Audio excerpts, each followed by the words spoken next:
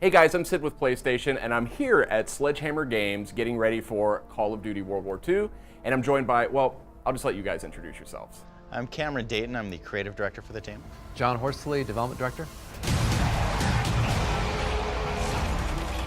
So tell me a bit about the vision behind Call of Duty World War II Zombies. I mean, what was the guiding light on this game? It felt like the time was right for something that really got into the horror aspects, that really got into the dark, twisted things that you could imagine going on in the shadows in this time of history.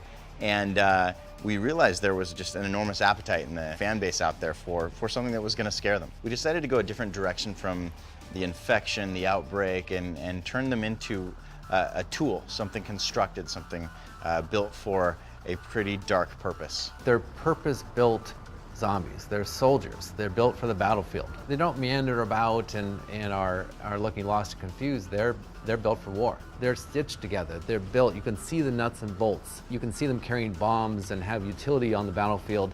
So they feel much more understood and grounded in this World War II lore that populates the entire game. So pretend I've never heard of Call of Duty Zombies, right? It's been around for years. Pretend I've never heard of it though. What's the elevator pitch?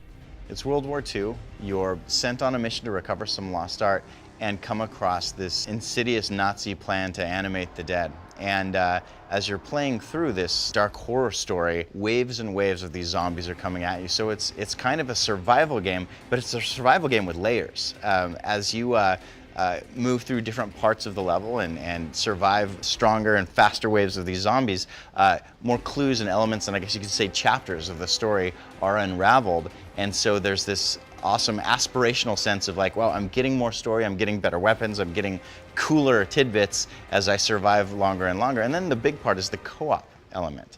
The fact that you do better, you can go further if you've got a bunch of players with you, if you've got your team with you, and you're able to work in concert with each other. The death of the old world. And the whole game really is structured around building tension, building fear, putting players at risk and jeopardy, and then shocking them with a jump scare or something that really does generate that same kind of hair-raising stuff that you see in a really good horror film. You keep talking about this horror element, which, as a huge horror fan myself, I'm intrigued by that. So tell me a little bit more, like what is sort of the art and the science of making a scarier zombies mode? I mean, we geeked out about it. We're like, there are several layers of scary, right? There's the immediate jump scare, and you gotta have some of that. But that's kind of the lower hanging fruit. Sure. There's the fear of getting chased, like the fear of it just being right behind me, You've also got the environmental fear, the fear of something that doesn't belong. There's all sorts of degrees of horrifying environments, but you start out in a fairly mundane, snowy little village in Bavaria. The fear of being chased through something familiar by something horrifying, that contrast is remarkably visceral. Beyond that, we've got the slower build of a story where dark things are being revealed, where little by little you realize it's worse than you thought, and it keeps getting worse. So making sure it just had the right little bit of everything has been a fun thing to plug into both the narrative elements, but also into the algorithms that we have running in the software.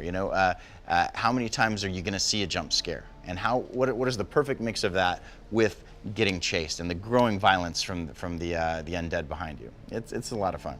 So what would you say is the biggest change that somebody like me, a zombies veteran, is going to notice right away about this one? The prologue or the tutorial is going to be a change. We have a very robust hint system for a new player, and I remind some of the veterans we talked to before that the world is not what it seems. You need to look beyond just the obvious to see the Easter eggs and the secrets and the layers that we've put into the map. It's a very arduous task to discover all of the traditional Easter eggs that we hide in these kinds of maps. We said, well, what if we actually build a more casual path, a campaign where you're getting the major beats of the stories, and it's got all the fun elements of discovery and a boss fight, but when you're through, you're like, there are a couple little hints, little breadcrumbs, you're like, I think there's something more.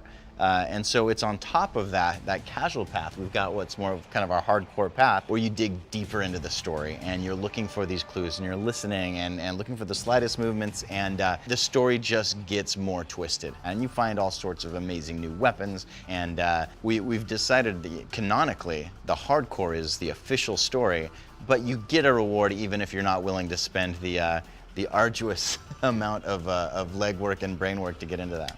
Have we mentioned scary? It's also like way scarier. I don't know if we said that. But. So I am a huge fan of the Call of Duty Zombies modes. I've played every single one for way too many hours. So a lot of things you guys are saying are really perking my ears up. Tell me a little bit about how returning to World War II, that time and place, which I think a lot of people are very passionate about. There's a lot of excitement around that for this game.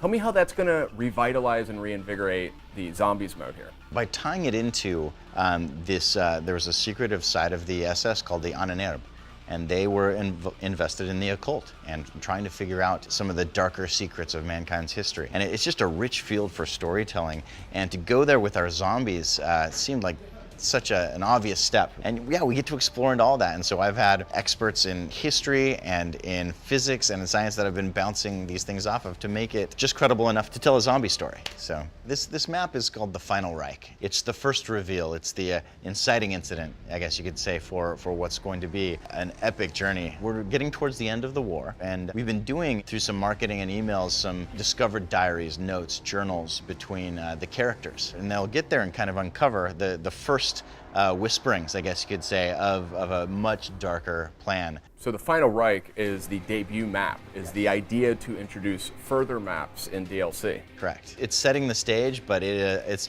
very much a stage in and of itself. Before we wrap up here, what's a surprising or unexpected tip that you might recommend to a player who's getting ready to play Call of Duty World War II Nazi Zombies? The hint system does not speak to the Easter eggs.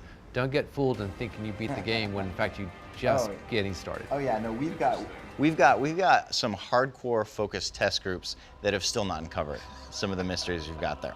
And we had one group. We had one group tell us they finished it, and we're like, "No, you actually did nothing." And they're like, "No, it's the best news ever to hear this hardcore group of players say, "Oh, we finished this. It's actually not that hard." We're like, "Yes, yeah." The hint system exists solely for the casual path to get, the players who want to get in and explore and see what the game's all about. But there is this deeper, darker level. It is wicked hard. Guys, hearing you talk about this thing has got me pretty fired up. I'm a huge fan, so really appreciate you taking a little time to talk to the PlayStation folks. Yeah, thanks very much, and I hope the fans enjoy it. Hey, thank you. Call of Duty World War II coming to PS4 November 3rd. I'll be there day one. Will you? PlayStation